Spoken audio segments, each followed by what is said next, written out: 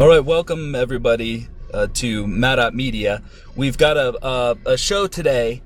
I'm here with Grimvera, and we're going to be talking about something Grimvera wrote about recently called Kakistocracy. If you haven't read it, you could check it out on our website, madotmedia.com. It'll be right up front there.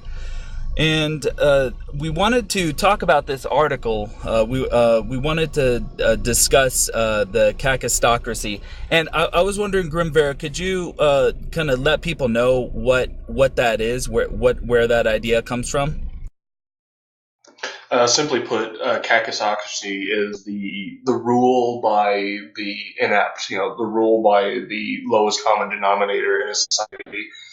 And in many ways, you can say it's the entire concept of what democracy is, where you get, the aggregate vote of the entire population, but you have those at the bottom that tend to drag it down.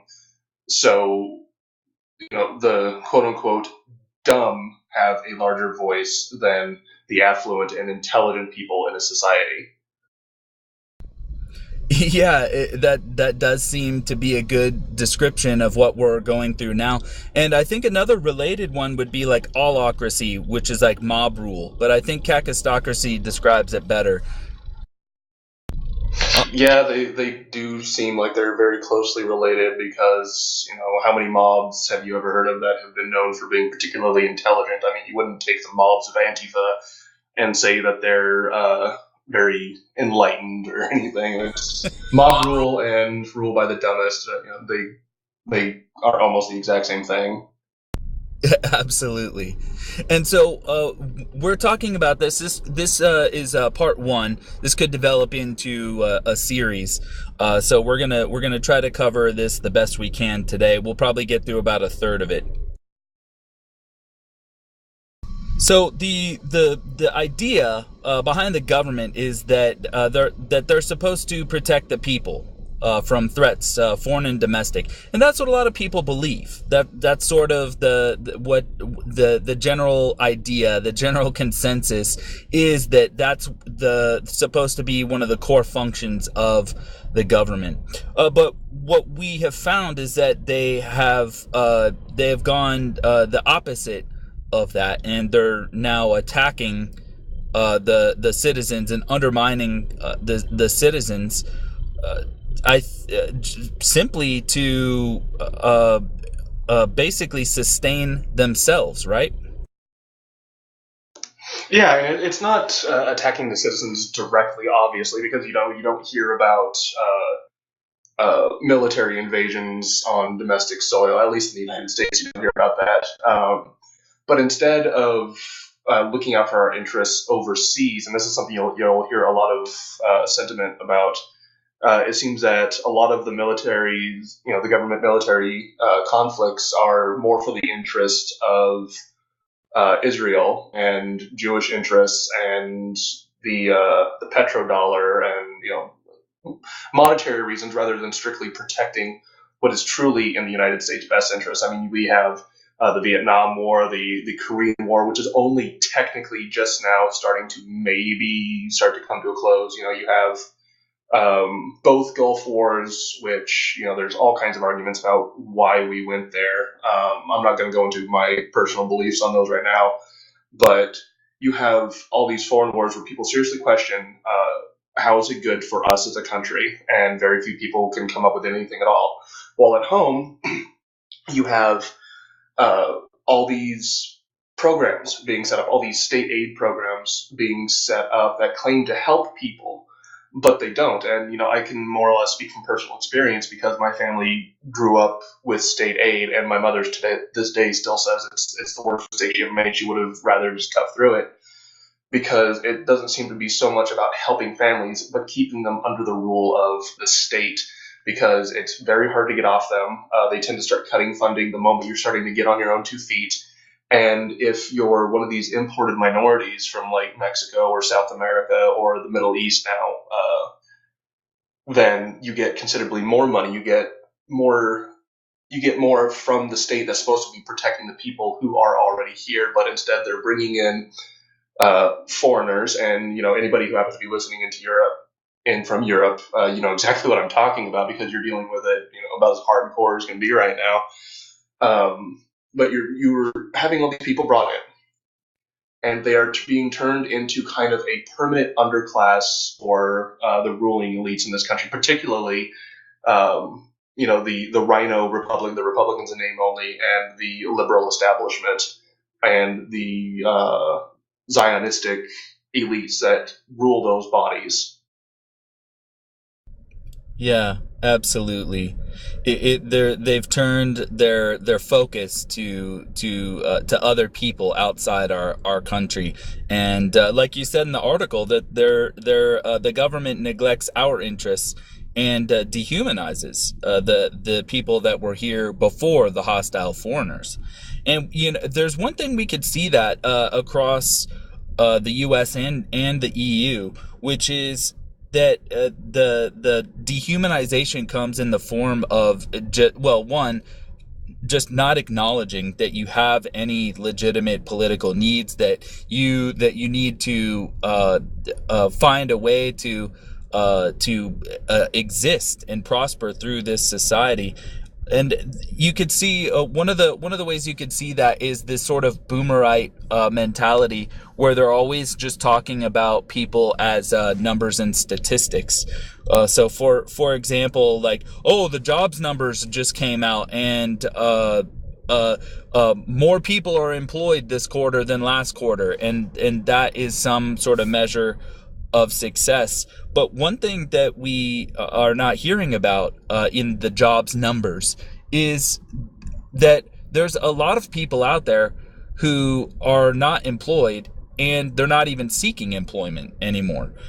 There's a lot of people who have totally on both sides of the Atlantic here. There's people who have just given up, who have no prospect, no opportunities. And what I mean by that is it's not that you can't just go, sweep sweep up a store or something like that. There's no opportunities for your level of thought. Does that make sense? Yeah, yeah, that makes perfect sense. But it's more than just the misrepresentation in the numbers because of how many people check out of the workforce. You got to take into account how many of those people that are finding jobs have been in the United States for a decade at least, or how many happen to be on one of those special visas, to explicitly work over here when you're from another country. And you also have a huge problem with people getting this mentality of, why should I even bother? Because whatever I make, whatever successes I make, will be sapped from me and my family and given to a couple of, or not a couple, millions of border hoppers. And it's the same thing in Europe. I wouldn't doubt it, and I would love to hear back from anybody from Europe on this. If the native Europeans are like, why bother? Because we're being told we have no culture. We are being told that we have to let these people in, and whatever successes we might have are taxed through our eyeballs and then given to these people that we are told we have to accept no matter what. So it's kind of a discouraging of the native populations that are in the United States and in Europe, and again, going back to bringing in a permanent underclass that comes from the minds of these lofty female politicians, which I'm going to get into in a moment. I know I'm kind of digressing here, but it's a situation where it's more than just, as you put it, the boomerite statistics and their raw numbers and whatnot. There's a lot to it in that. Yeah, they have the idea that they have these numbers. They know what is the healthy number to get to, which they don't. They're not in tune with what the people need. They're not in tune with what men need, especially, and they have no sense of what is going to be an appropriate job for people. So it's really, like you said, it's dehumanizing the people. They have no no sense, no empathy for what people really need. And I would say, by and large, the people have lost all respect for the government as well, from both sides. The left openly are are opposing the police. The blacks are saying that they want the police dead. Over and over, they chant about it and sing about it here in the U.S. So, what you were writing about was that the government has become obsessed with simply just its blood-sucking function, and it does seem to be that they are a force that is degenerating the people and just trying to suck out as much wealth as they can. And one of the things is that they're even fighting against having the appearance of legitimacy, where, for example, President Trump wants to have a show of military force and have a parade, like the parades of old, like you would see in video and images from the past, where I haven't seen these for quite a while, but the military parade and that kind of show is it sends a powerful message to the people of the force of the government. But most of the government, I think, was kind of naysaying it, and most obviously they have their own allegiances outside the U.S. Where they don't want to see the U.S. Strong, and they don't want us to even have the appearance of being strong. Yeah, no, these leftist yahoos have been against the United States, since probably even the turn of the 20th century. Even before World War One, it didn't really start coming about until the 30s. But they all kind of missed the point with the idea of a military parade. One, there's the context of it, because in the United States, large and by, we are still very free. The majority of us still have very strong support of our troops, despite whatever conflicts that troops might be caught up in. Many people go into the armed services under the idea of, I'm going to protect my family, I'm going to protect my people, I'm going to protect my country, and a lot of people respect that. So in that instance, when you have a military parade that the president wants to put on, which will unfortunately not have any tanks or heavy artillery, which I'm kind of disappointed about, but they want to show the roads. It's a very moralizing thing for the nation, because, like I said, a lot of people do support our troops. Antifa fruitcakes aside, it would be a very good thing for our country to experience. It would be a way of saying, yes, the U.S. is still strong. This is our military that's capable of protecting you guys. You support them. Let's cheer them on and show them it's a morale boost for the country, opposed to, say, a parade in communist China where the people are very oppressed, and you might have people that look at that as the government going, you are under our thumb, this is the force we have behind us. So it depends a lot on context, and not just lump it under, well, if somebody does a military parade, they're an evil dictator. I mean, I'm sure the people in Germany loved seeing those grand parades that the Nazi Party put on, through the streets of Berlin and Munich and whatnot. Oh, absolutely. Most people do. Most people love a spectacle. They love a circus. They love to see that these men, marching down the street with their weapons, are there to protect them. A lot of people just love that, and they go out in droves to see that sort of thing. But there's a lot of people in the West now who they don't want that at all. There's so many different factions. The libertarians just want them to go away, just to sell off their assets, to privatize their assets so that it can go to productive hands. The left, they are just scared and oppose all patriarchal shows of force. It makes them scared. They are afraid that it's going to be used against them and not the foreigners. And it's a very tough situation, but men in general really love to see these the show of force from the government. Most boys and men like to see the different types of military hardware, planes, jets, and that sort of thing. And from there, there was something from the article I wanted to talk to you about, which was it said that once the rightful people of a nation build up the Odinistic levels of stalwart spirit required to fight for their lives, and you went on to discuss that Odin is the god of war, knowledge, and exploration, and I think that is really key to what our enemies are, what they're opposing in us. They're opposing that, like you said, the Odinistic levels of stalwart spirit, which we need. Yeah, I mean, Odin as a deity, yeah, he's the deity of like knowledge and war and death, and to a degree, exploration. His primary goal is obtaining more knowledge, pretty much at all costs.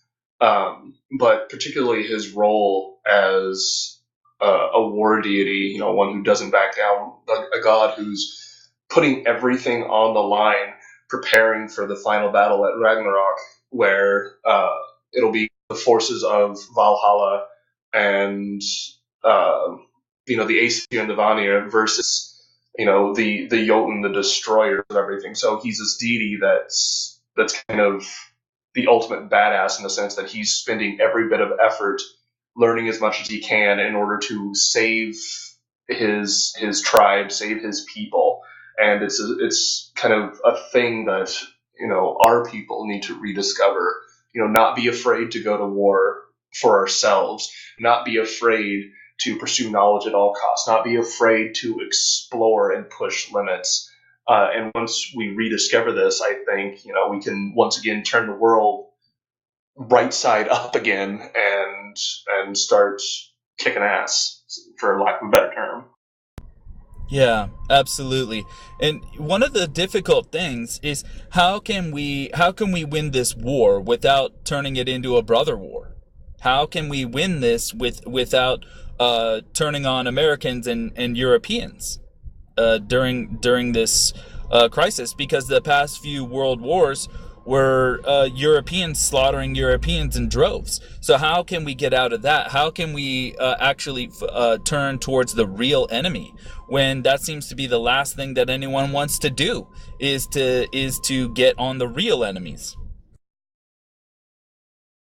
That's the grand question, isn't it? I mean, World War Yeah. One, World War One came about because France and Britain had a huge thing against Germany, and then what happened with the Archduke kind of spurred things off, and people disagree about who started and for what reasons. But it ultimately culminated in France and England just they hate Germany more than they hate each other, and then the Treaty of Versailles happens. And Germany gets absolutely screwed, and then people go ballistic when Germany shortly thereafter puts Hitler in power and it's like, you know what, we're going to do our own thing, screw everybody else. We're tired of you telling us that we can't be a prosperous people. Yeah. So it's this long history, and I think in terms of the animosities that caused the last two world wars, I would hope that a lot of those are pushed aside. I mean, yeah, you'll hear Brits jab at the Germans or jab at even Americans frequently. We're the butt of a lot of jokes over there, as far as I know. Um, we do the same thing to France. I mean, there's a common joke around here that if you want to rule France, all you have to do is put a pickle point helmet up on a hill and they'll surrender.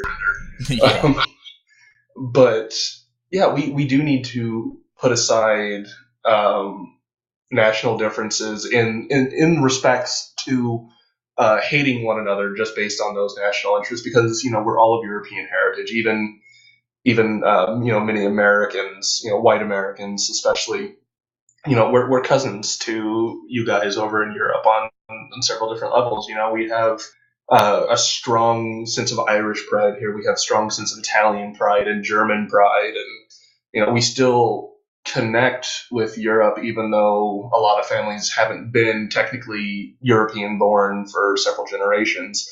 We identify with that likeness. We still have that kinship.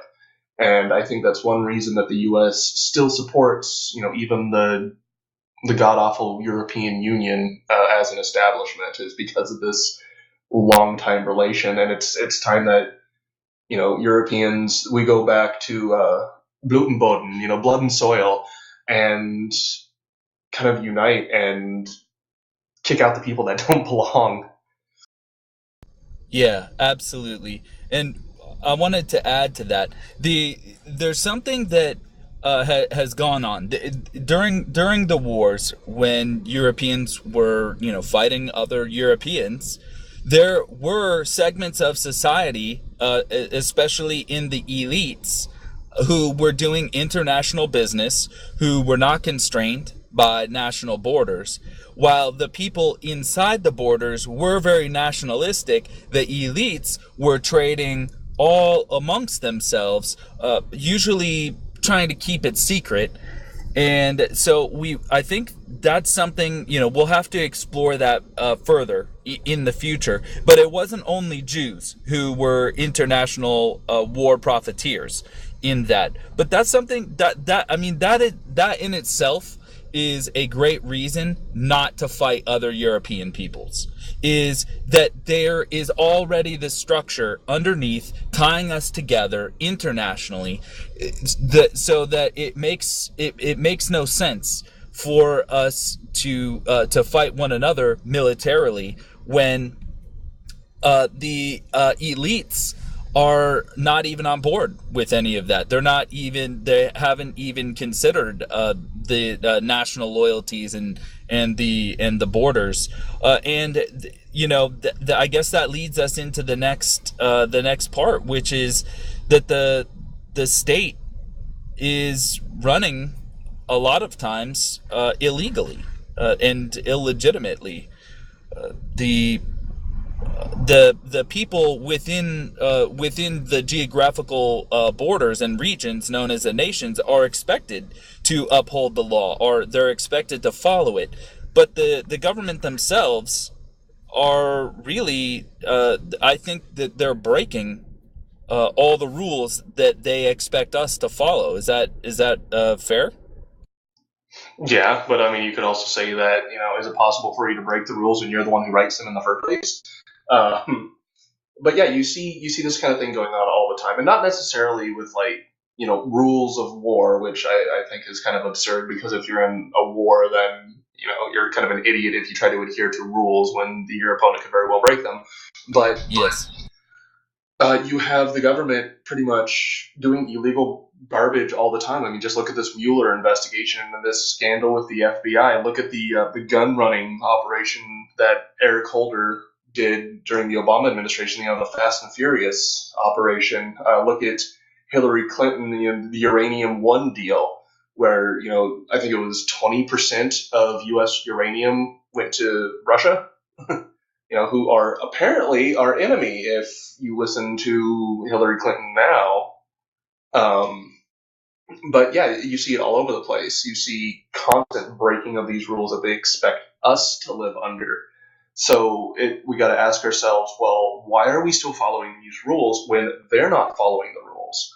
Because the moment they break the rules, they give themselves an advantage. So, as a citizenry, it kind of become our very duty to start breaking the same rules and fighting fire with fire. Yeah, the one of the things that you wrote on that was, once the continued existence of the race of the tribe comes under fire, then the matter of what is illegal or what is polite must be pushed out of the way and possibly completely destroyed.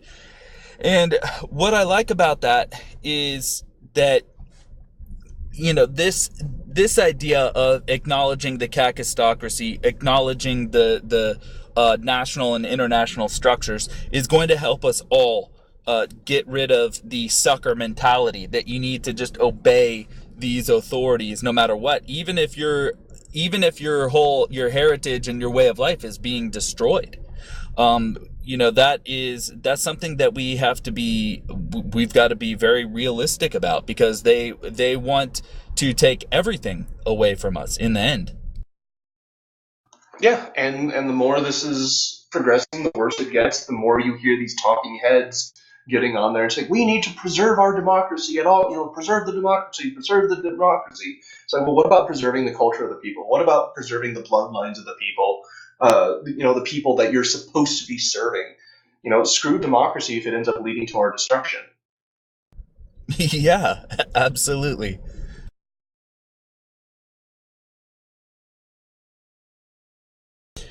And so from there, there's there's been many attempts to unify the people to fix this. It's not a new problem. It's something that, during our lifetime now we're discovering and rediscovering these things which people studiously avoided through our whole youth, and just kind of pushed out of their their field of vision, never to want to look at it again. But there have been a lot of efforts to unify people, and I wanted to go over some of the social problems that are getting in the way of our true victory against the real enemies. And the first one that I wanted to talk about was about the social progress parasites.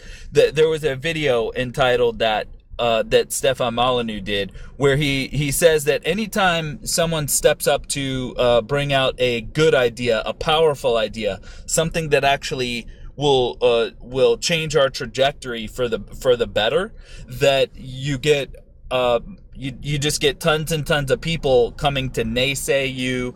And it's sort of the basic level of the horizontal enforcement of the rules, just from people around you. For example, I tried to talk with my family and coworkers about a lot of these ideas, and there was no interest. There was no interest in it. They felt offended by every idea. It's just the earliest chance that they had to get out of the conversation, they would, because it was so uncomfortable to acknowledge that we are being attacked, we are being undermined, and that the government is working against our interests. Do you know what I mean? Yeah, and a lot of people will scoff at it because we're going on 3-4 generations now of people being brainwashed towards one, wanting to preserve democracy at all costs, and this downplaying of the idea that the government could possibly ever want to harm any of its own, of the people. Because how could they? You got food stamps, you got Section 8, you got this, that, and the other thing. You have all these things to help families, and they're cheering on single mothers. How could you possibly think and to oppose those ideas? Makes people very uncomfortable, and you're taught all throughout school. Well, people that start dissenting against these ideas are just crazy. They ought to not be paid attention to anyway. But I think part of that is, and this is something I mentioned about fighting from the outside rather than the inside. Don't rely on somebody to get into the House or the Senate or even the White House and be able to completely change things. Because, in the instance of Trump, the moment he's gone, if a liberal wins, none of it will matter. If they regain Capitol Hill and the White House, and unlikely because of how it works, the Supreme Court, they get one of these, and it's all over. You cannot fight from the inside, because all it takes is one instance of them winning. And this is something that I heard Rush Limbaugh talking about the other day, is we have to, in this instance, we have to keep on fighting. He was talking specifically about fighting from the inside, because I'm pretty sure he still adheres to the idea that if you want change, you do it from the inside. But he pointed out we have to keep fighting We cannot let our guard down. We have to keep going. We have to keep winning. Them, liberals, elites, they only have to win once, and it's over. So instead of waiting for somebody to get in and speak from the hall of Capitol Hill, go and converse with people over a drink. People are a lot more likely to hear what you have to say if you have a little bit to drink and everybody's loosened up, and they might dismiss it initially as, oh, drunken rambling, whatever. But if you keep doing it, these ideas will start to stick. You'll start having crowds that are there expressly to listen to you, rather than what you see on C-SPAN with one guy up there droning on and on and on, and most of the chamber is asleep or picking their nails or whatever. This is something that has to be done from the outside at this point. And I mean, it can be done peacefully from the outside, at least so long as the government remains peaceful. But it's an effort that cannot be fought from the inside anymore, at all. Yeah, that really is a difficult pill to swallow for a lot of people. If we are to be empirical and look at the evidence is that all the politicians that we've seen through our lifetime do not address fundamental issues. They're talking about something that's more abstract and never about reforming something fundamentally, like shutting down a government organization. They don't. That's not on the table. And there's a focus on classes, and I also wanted to tie that in with what you were saying about maybe having some drinks with your friends to discuss that. Now, that's not something I do, but I know that is a tradition with many people of European descent to get together into the pub and discuss politics. And I'm not opposed to it if it works. I would like to see people sort of drag other people into a political conversation while doing that. It could open up some doors for people to discuss ideas. Do you think that that's possible? Yeah, back in the day, and this is something that my granddad's on both sides, my mother's father and my father's father, they would sit down and have a good Hefeweizen together and discuss politics. And, of course, you have to kind of be guarded against getting belligerently blackout drunk and, drunken bar fights breaking out. But that's something you have to deal with whether or not politics are involved, let's be honest. Yeah. Yeah, sit down and have a drink, because you bring it to a level of personability. You're bringing it to just a casual back and forth about ideas that just happen to be politics.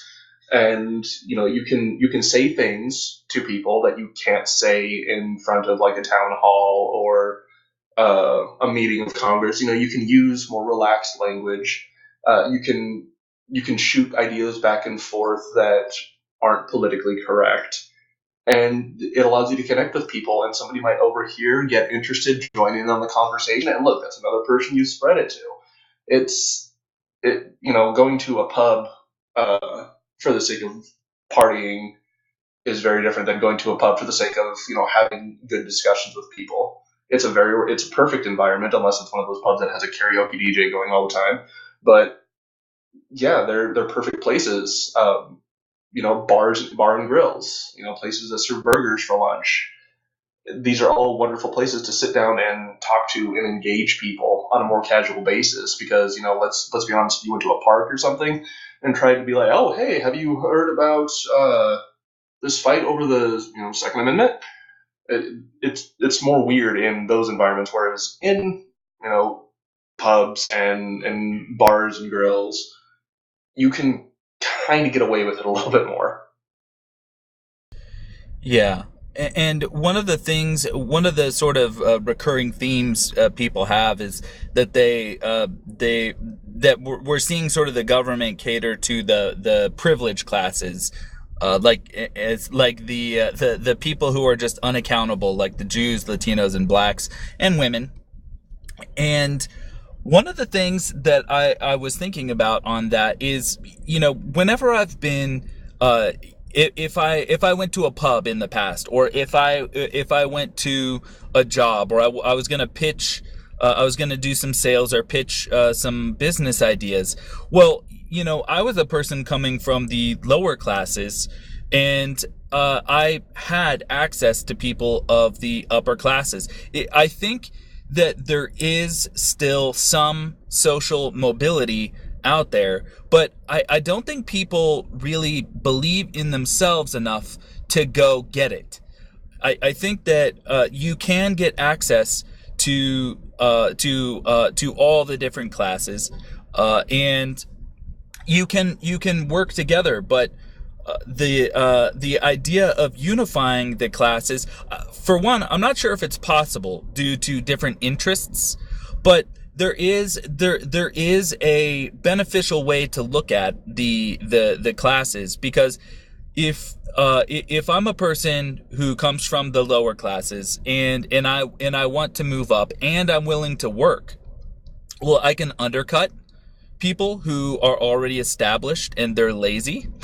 So there's that, but there's opportunities that people from the upper classes can give, and you can in a healthy society at least rise in the ranks. Now they are explicitly trying to cut that off for men rising through the ranks, right? They have a push to get non-whites and women as managers, as the leaders of all these corporations, not for their merit, and that is what is choking men out of the business. But the other aspect of the class structure is, if you have a kid who's not as bright as you, and you're coming from the upper classes, well, he or she is not going to be able to succeed in the upper classes. They will not have the intelligence, they'll not have the motivation as an unintelligent person to try to compete with other people from the higher classes. So if you think about it that way, that if you allow these classes to exist, if you allow the inequality, there will be a place for you to rise, and there will be a place for you to fall without falling all the way down to nothing. If you artificially mess with these opportunities, like the government does, like the left does, just trying to force equality, trying to reverse nature, then you're going to destroy the real safety nets, not the artificially created ones, but the real safety nets, and you're going to destroy the opportunities that people have to rise. Yeah, exactly.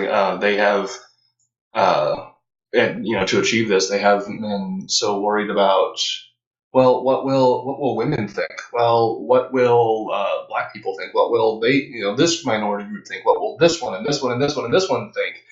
It's not about, okay, what do I think? What do I want? What's best for me? What's best for my family? It's being concerned with everybody else on the grounds of equality. Well, anybody who believes in equality is an idiot, because it's never going to happen. You will never have everybody on the same level. You will always have those who are a class above everybody else, because they'll have to be. They'll have to make sure everything else is fair for everybody else. So you'll always have elites. You'll always have upper class. You'll always have a lower class. And the same thing can be said for intelligence. You're always going to have people, groups of people who are stupid. You're always going to have groups of people who are smart, and you don't cater to the stupid by crippling the smart. That's how you kill a society. Likewise, there are some jobs that women just aren't suited for. Likewise for men, there are jobs that men just aren't suited for. And we need to recognize that everybody has their differences. It's just how it is. So, get over equality and look for opportunities to move up via your own merit, rather than trying to fall back on some kind of minority status if you're not a white straight male. Um, you might reach a point where you can't go any higher, and that's fine. That's what you're capable of. You don't have the right to cut anyone else down in order to raise your own status. in such a society. They've achieved it, they've worked for it, and you have no right to take it away from them. Yeah, I had a lot of naivete around that when I was younger, because I was thinking I was thinking that if I did a great job, that I would attract brothers who wanted to, like brothers in work, like people who would get on my side, acknowledge what I was doing, and want to compete with me, or want to come along with me in my ascent. But that was the opposite of what happened. It was like you said, that there were more people actually trying to fight against me and trying to undermine my efforts at progress in work. And I would really like to see that reversed. I would like to see more people like yourself, who want to come along on something rather than fight it, to add to a discussion, to bolster our friends and allies, rather than trying to tear somebody down. Because if you tear down your neighbor, then your neighbor is weak if somebody stronger comes along. And it's a very difficult situation we're in. And that kind of leads us to the next topic I wanted to discuss, which was the forum of public debate. How the the Kakistocracy, is there such a thing as a Kakistocrat? I suppose you could say that it's any politician that is in a place of power and insists on keeping things the way they are. So they're kind of Yeah. the upper echelon of the ruling class of buffoons. Yeah, it's like the anti-aristocrat, kakistocratic elite. But the forum of public debate, they have been really trying to steer and control this. You wrote about that in another one of your articles called "The Nannies of Public Opinion," and one of our jobs is, as we see it, is to kind of BTFO the nannies of public opinion, because we're not interested in people putting rules on us that, one, they're not going to follow, and rules that undermine our ultimate success. So the form of public debate and allowable opinions is an interesting subject. Yeah, it's it's very interesting because you have people now trying to say that, well, yes, there's free speech, but not if it's hate speech. And it's like, well, how do you define hate speech? And that varies. Yeah. There is no set definition of hate speech. And in fact, free speech laws are specifically there to protect the speech you don't like. It's to protect people from being hushed if they have an unpopular opinion. These laws are explicitly there for people to be able to go up and say, whatever unpopular opinion they may have without repercussion. At least from the government. I mean, if you're somebody who is pissed off that somebody is saying this, there's nothing in the law as far as free speech is concerned that says you can't go up there and cold clock them to shut them up. Different laws handle that. But, this isn't a country where you aren't prohibited by government from saying anything. And it's really weird to see colleges and the media, the two core institutions that are supposed to be the embodiment of free speech, fighting against it. It's so bizarre to me. Yeah, one of the things that has always struck me about this is that our opponents and our enemies hate us utterly, and yet they believe that it's also their job to dominate and control what we're allowed to talk about. And I've always found that to be interesting. Like they can't just ostracize us. That's not enough. They also have to attack and undermine everything we're talking about. And so it leads to a lot of really awkward situations with them and in the minds of the people. There's the social ghettoization. So people don't like whatever other people are talking about, so they just ignore it. Now that is a valid way. That is an exercise of your freedom of association, but they're simultaneously promoting policies that take away from like productive white men and give to unproductive non-whites and women.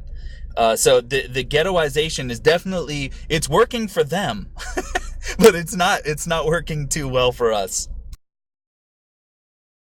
No, it's working to them to a point, but slowly and with increasing speed, everything is starting to come crashing down around them. Just look at the instance of the word Nazi. How much teeth does that word really have as an insult anymore? Not only because of generational gaps between when it World War II happened and today, but just the blatant overuse. The everybody I don't like is a Nazi. Antifa, Basha, Fash. Every everybody that isn't Antifa is fascist in their eyes because literally everybody is to the right of them. So Yeah.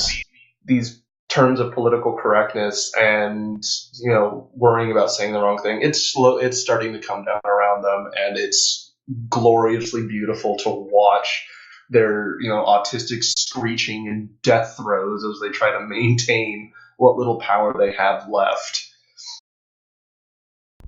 Yeah, yeah. And as we're wrapping up here, is there anything else you wanted to add about the kind of social space, the form of public opinion, or did you want to discuss about the sort of parties and initiatives that people are trying to work from the inside? As far as parties are concerned, I think that's something we're gonna have to put on till next time, because I mean that's something I can literally ramble on nonstop for 2 hours on its own. Yeah. But as maybe I guess a final little bit of advice is, uh, you know, go out there and don't be afraid to talk politics with people. Go out to bars and whatnot and talk politics. Do things the way they used to be done in respect to that. Don't depend on uh, you know candidate X or Y or Z to go out and put a campaign and you vote for them and hope they get in. Go out and talk to people. Go out and build your own social circles of this and connect.